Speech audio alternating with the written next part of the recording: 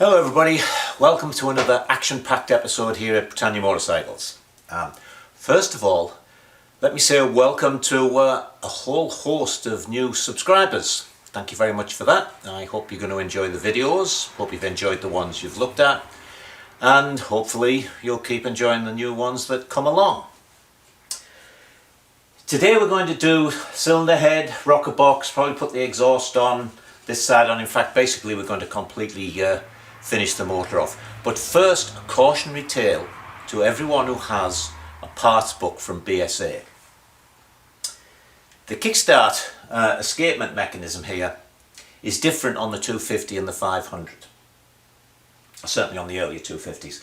The escapement mechanism on the 500 is on the outside, and the actual pinion that the kickstart quadrant meets is on the inside, whereas on the 250 here it's the other way around. So consequently there are two different lock washers. Now then, there, I might give you a picture of these.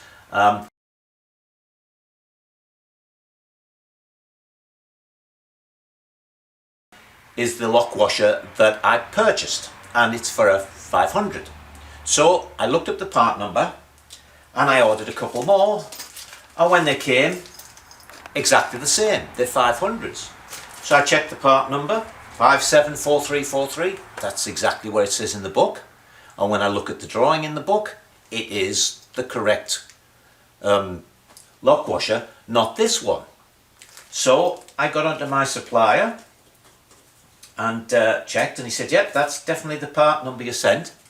So I look in the part book, and the diagram for the 250 and the diagram for the 500 are completely different, but the part numbers are exactly the same. So there is the correct lock washer that I wanted, and it's part number 572685. So why they didn't put the right part number in the parts book, I don't know. Probably just to annoy us. So anyway, first thing we're going to do for here is get our copper head gasket ready. Excuse me. There you go, one copper head gasket, and it's brand new, but it's still quite stiff. So what we're going to do is anneal it, and in order to anneal it we're going to use heat to sort of change the physical characteristics of it.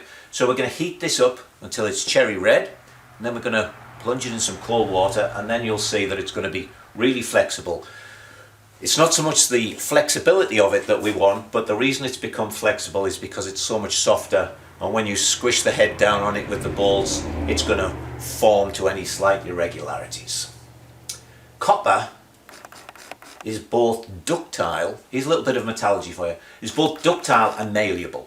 Ductile means a metal can be drawn into wire, basically, and malleable means it can be beaten into thin sheets.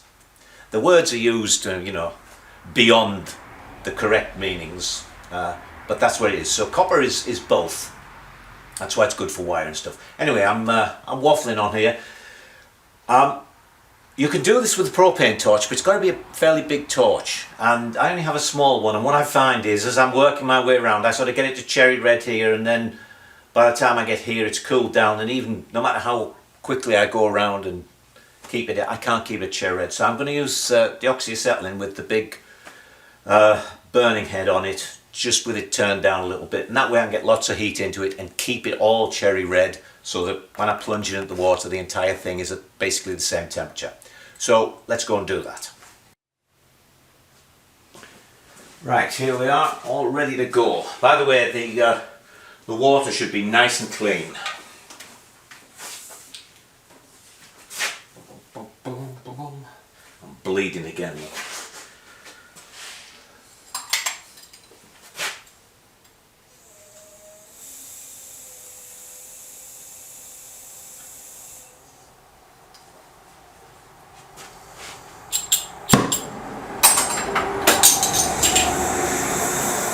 So we're not going mad with this, it's just that I wanted the bigger flame.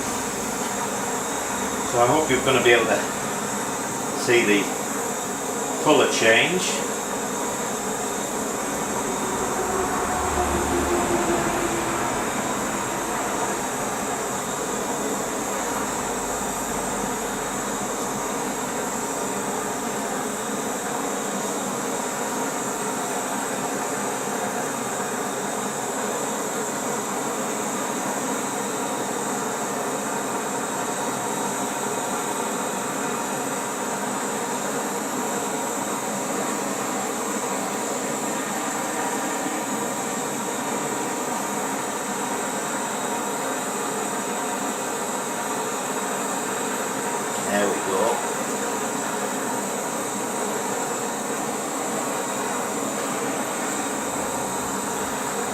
stop waving about.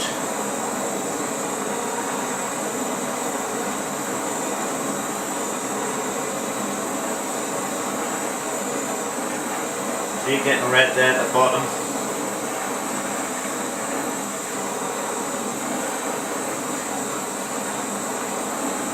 I'm going to keep it like that.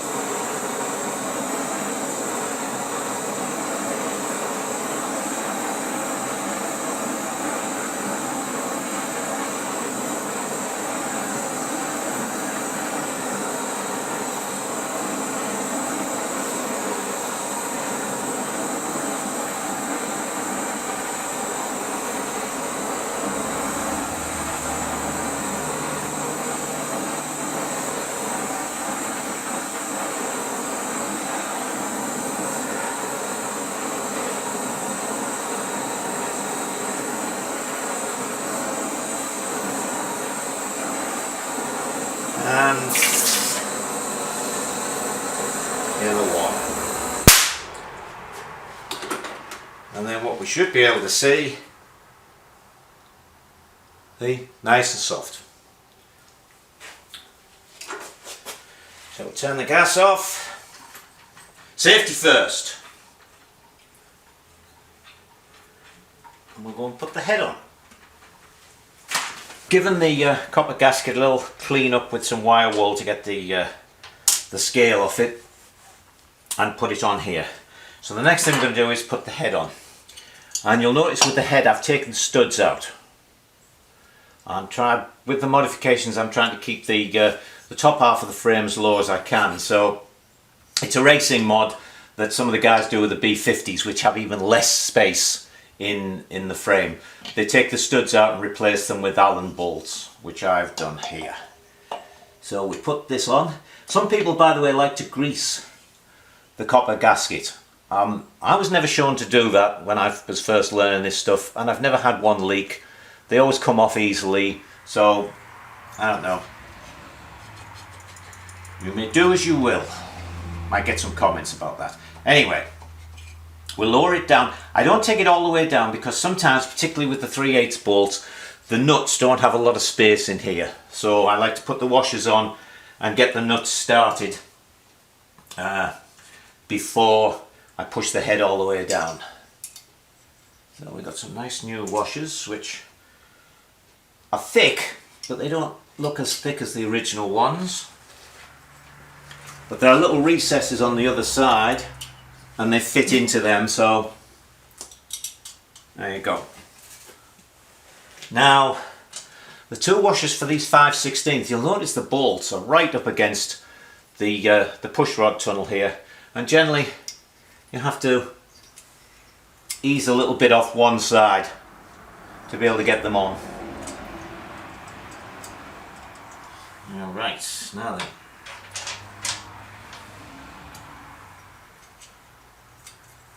I-16.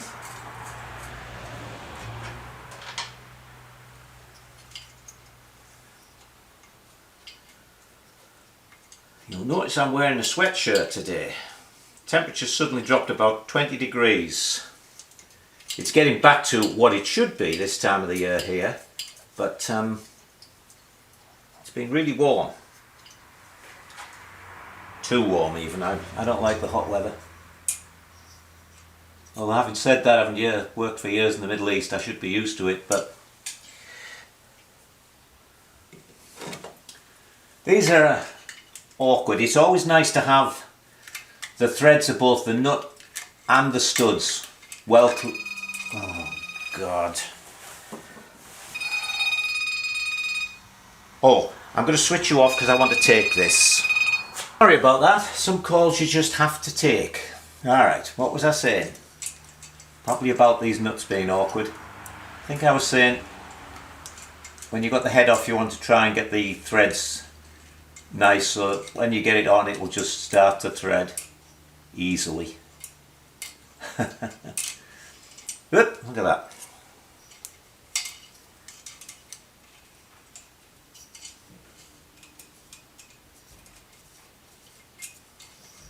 You little bugger, get on there. It won't won't have it, people. It's just using up video time.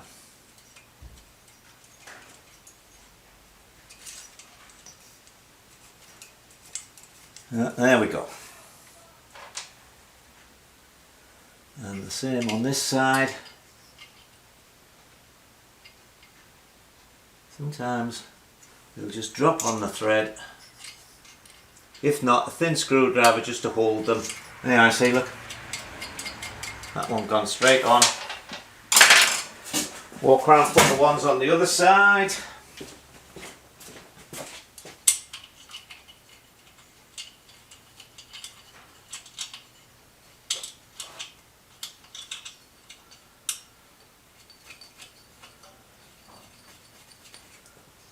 Three and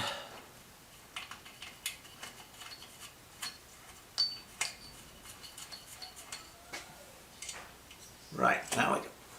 The head all the way down.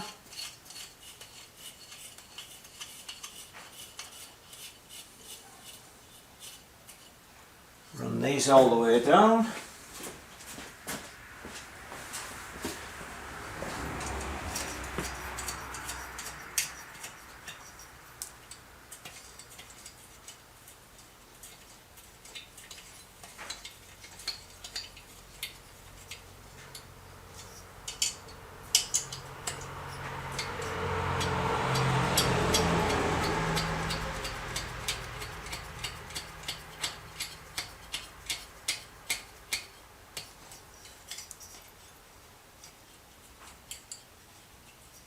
This one is being awkward. These all threaded on these really nicely. I always try them all before I...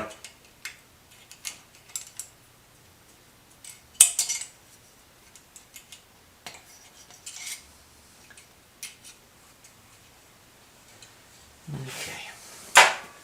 Let's use a spanner for them.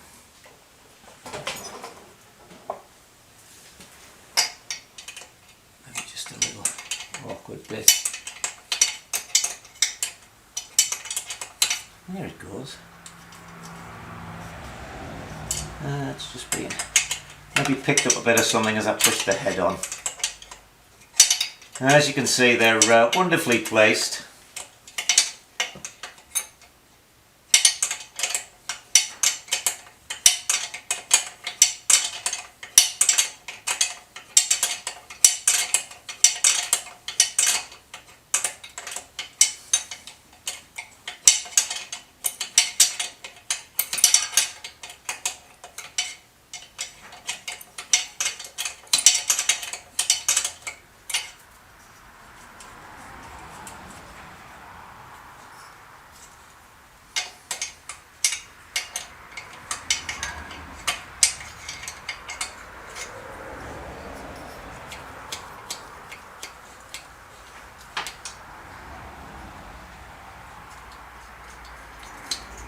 Almost the same, just a little tight spot.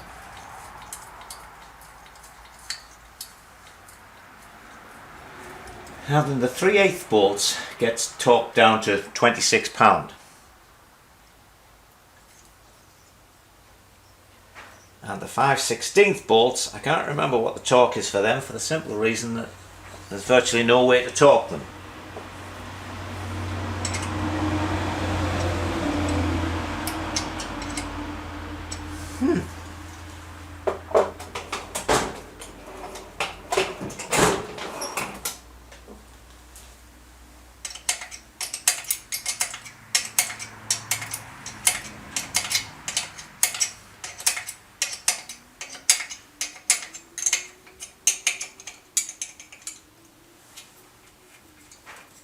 So we'll just snug them all down,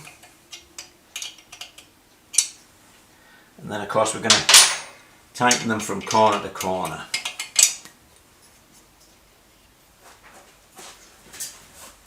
Now walk around the other side. Now then, you can get a socket, of course, onto the two on this side, but you can't on that side. So if you look in the SA manual, it shows to make yourself one of these. Any old socket on this end because you just want the drive. This is 9/16. If you're working on a 500, it's a 11/16, I think. You'll probably find you're going to have to thin it down a little bit to fit in. Then what you do is use the calculation which is provided in the book also. You add the length of your torque wrench to the length of your extension, which in this case comes to 18 inches, and then you multiply the length of this by the poundage. So this is 12, so it'd be 12 by 26 divided by 18, which comes to basically 18 pound.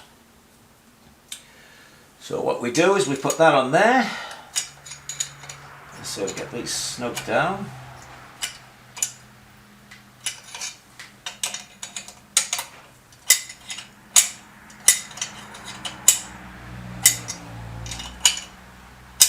Just tighten them a little bit at a time, all the way around. They don't even give you enough room to get a ring on the other side. Okay, so now we've got them snug. We'll put this in.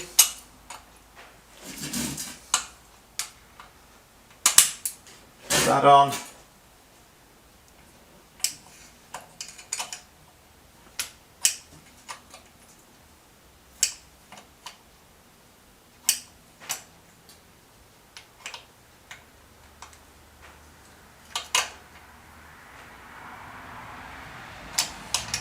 Around the other side.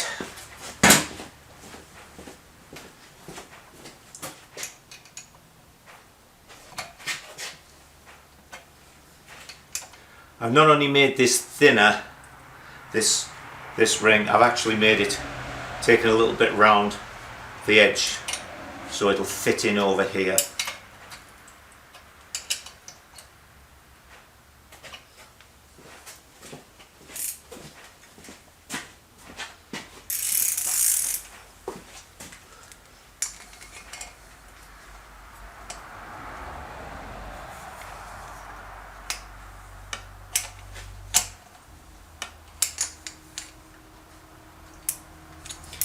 You've got to keep this straight, which isn't all that easy sometimes. So I think now we're set to be able to actually take these up to the torque.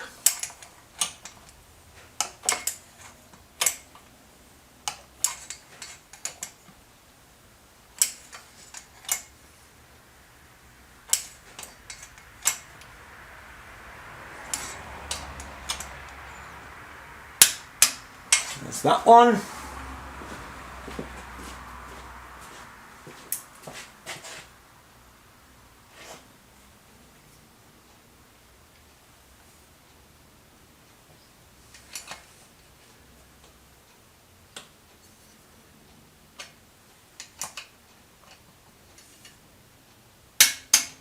That one.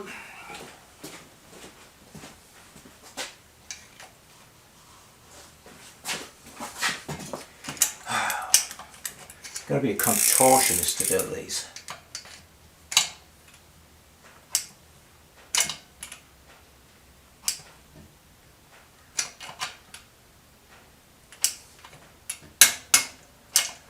That one.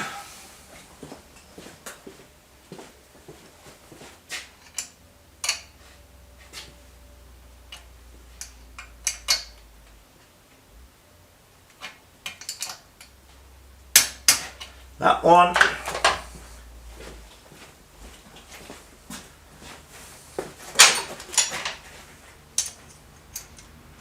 And we just tighten these down.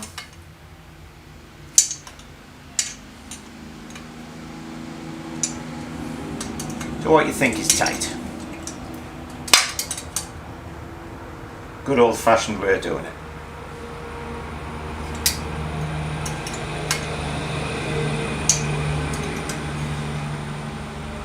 I'm sure there is a torque setting for these. Let's have a look.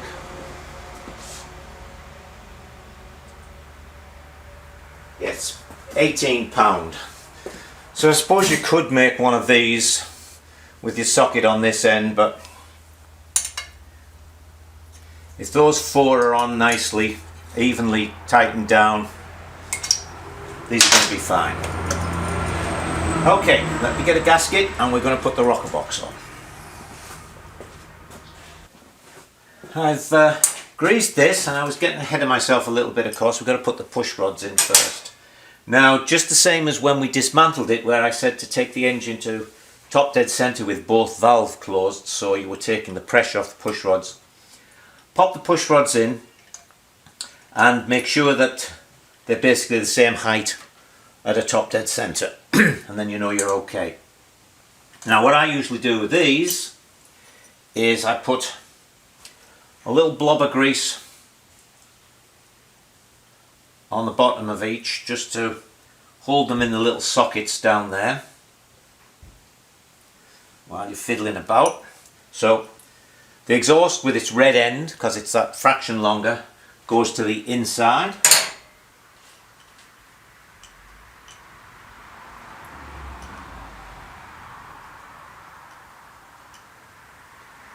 Like thus.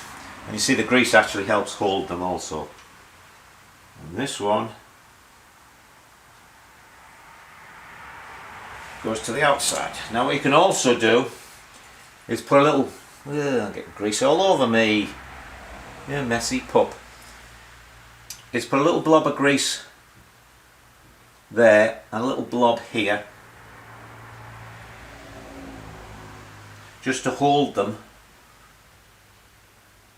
while you're putting the rockers in. See, little blob there, just holds it, and a little blob there, just holds that. So we'll put our gasket on.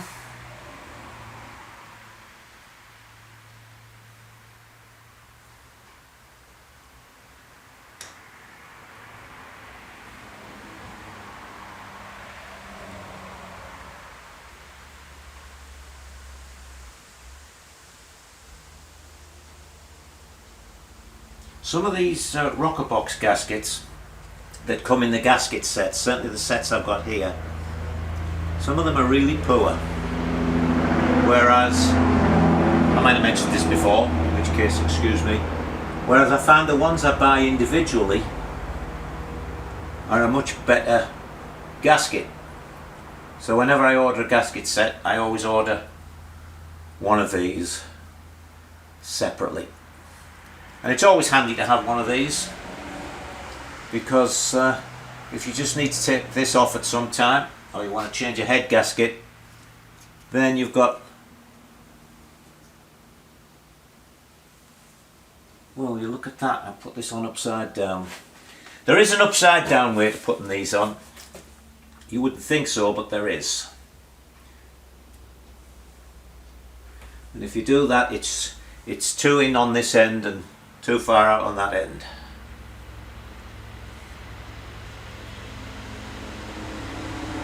So for my new subscribers, if you thought this was all going to be absolutely spot on stuff, see how disappointed you're going to be. But to err is human, to forgive very rare. And before anybody writes in, yes, I do know what the rest of the quotation is.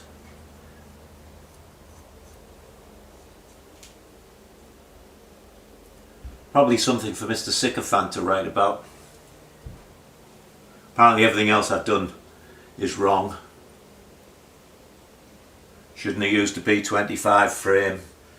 Shouldn't have bronze. Shouldn't have used this. Shouldn't have used that.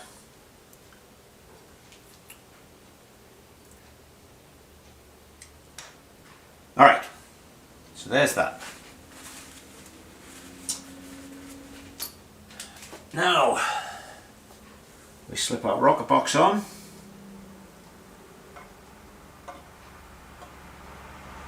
And our rockers into the push rods.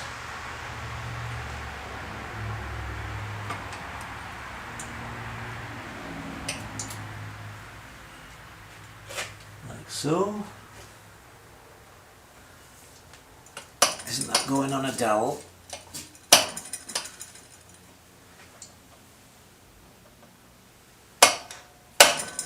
Come on. Oh, must be this.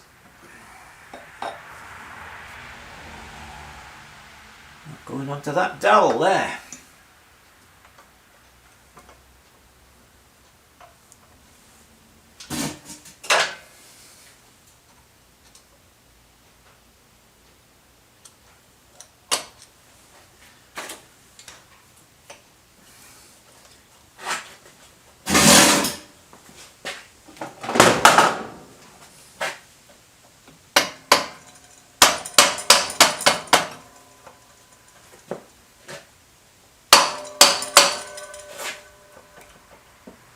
Well, isn't that strange?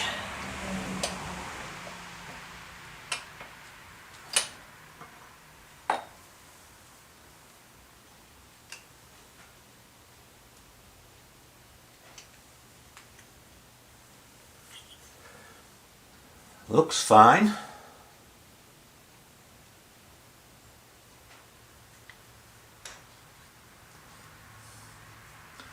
Let me just ease that dowel hole out slightly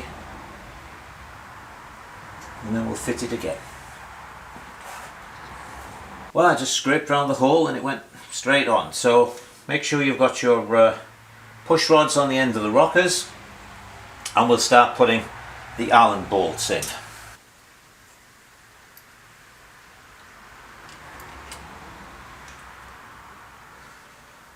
Are these the long ones or the short ones, Michael? The short ones. So we'll put that one in there. And you can see that went in nice and easily. I've chased out all of these threads, make sure they're good and sound.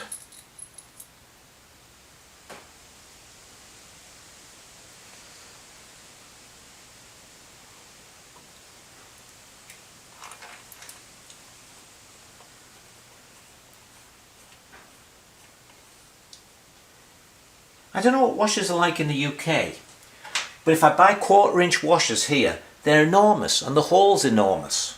In fact, I can generally buy 3/16 washers that fit better, but what I've found is 1/4 inch, 5/16. If I buy the metric ones, for instance these are 8mm, they're a perfect fit and they're not this huge washer. It looks really nasty if you buy a 5/16 or a 1/4 washer. There's two different kinds here. There's sort of an ordinary one and an SAE one, which stands for the Society of Automotive Engineers. Whoops, that's a short one again, Michael.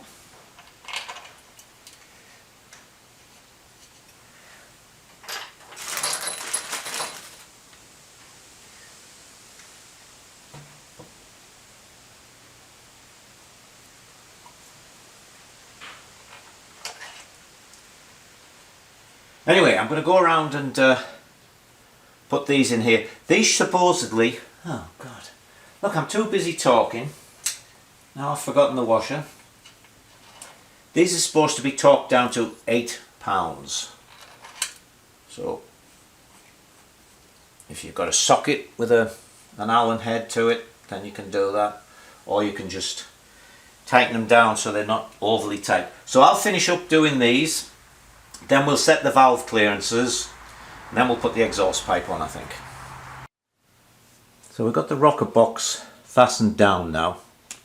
What I want you to see here are the two push rods with their little caps, and you see there's the red topped one, that's the exhaust one. The exhaust goes on the inside of the two, and here is the eccentric that's used to adjust the valves. There isn't an adjustment bolt in the end of the arm.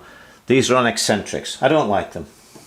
To me it's one of those cases of the other system worked perfectly, why do you have to change it?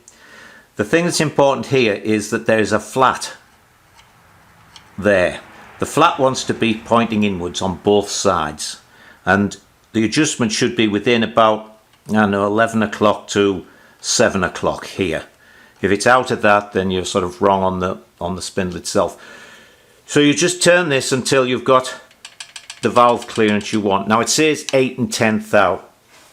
That'll make it really tappety. If you read what's his name's book on the BSA, what's his name? What is his name? Rupert Ratio.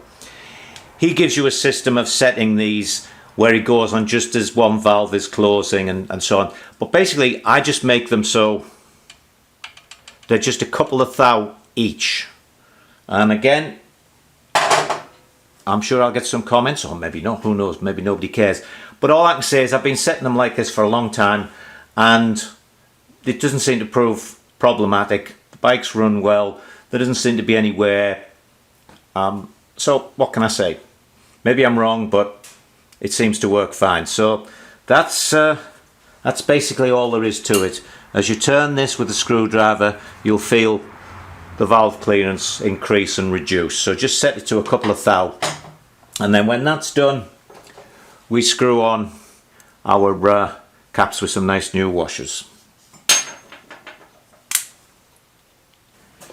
I've put the correct lock washer on here, folded the end over. What you might find when you put this on is that although the little tangs on the inside of it will fit into the splines, they're a little large for the bush that this slides on. So what you need to do is just get a pair of pliers and slightly bend each one down to give it a start into there, and then you'll find it'll go in and lock, and you can tighten that up. Then we put our push rod in, put some oil in there first, put the kickstart spring on. Make sure the kickstart spring is inside the cover down here, because it has a tendency to sort of just jut out a little bit and then you can't get the outer cover on. Now what we're going to do now is just a little dry run to see that we've got this here in the right place. A good starting point is if you have that flush there, just with it pointing inwards a little bit. Hope you can see all this. So we've set our adjustment on the clutch pressure plate so that the little screw is sort of halfway in and out, so you've got adjustment both ways. And we'll just pop this on.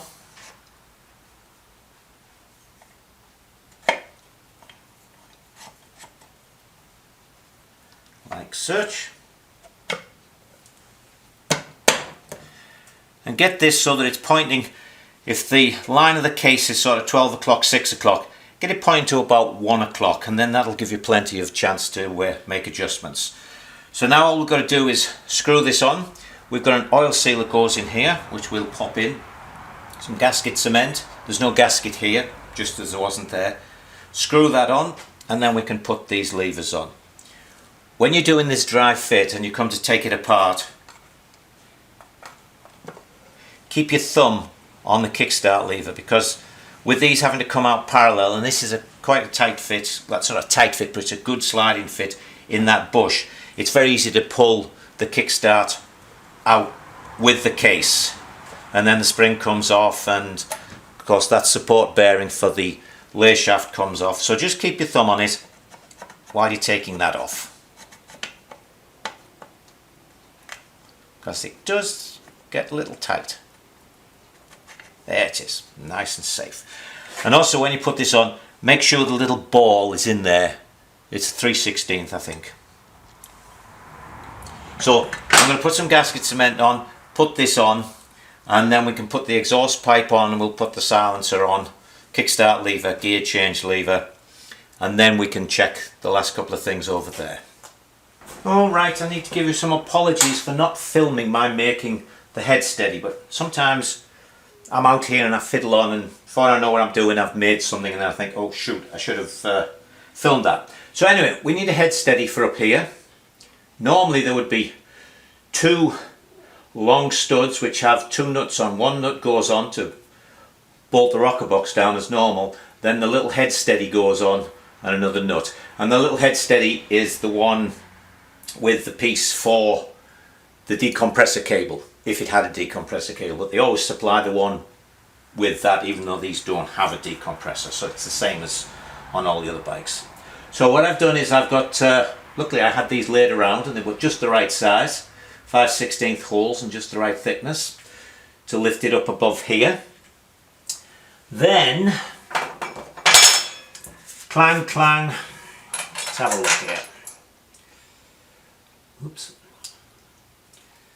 Then we have two longer than average Allen bolts, seeing as they've got to go through these spaces and this. And basically all I did here was, as you can see, took some 1/4 inch alloy plate, drilled it to mount these, drilled it for up there, and welded it together. I was going to make it all nice and put some holes in, and I thought, well, actually this is to sort of dampen and hold the engine's vibration. So although for things like engine plates and everything you can put holes in and sprockets, I thought it best here because it would be doing this not to start reducing the amount of metal there. So just left it solid. Gave it a little bit of a polish, and we have our two bolts going in there.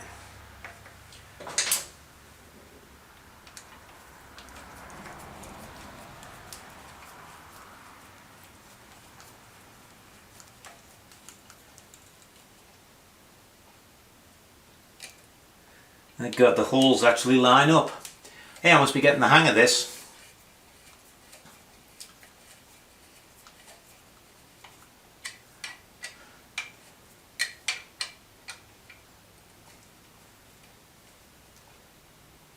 Alright. Then we have one more bolt to go through. There. Washer and nut on the other side. And where are we?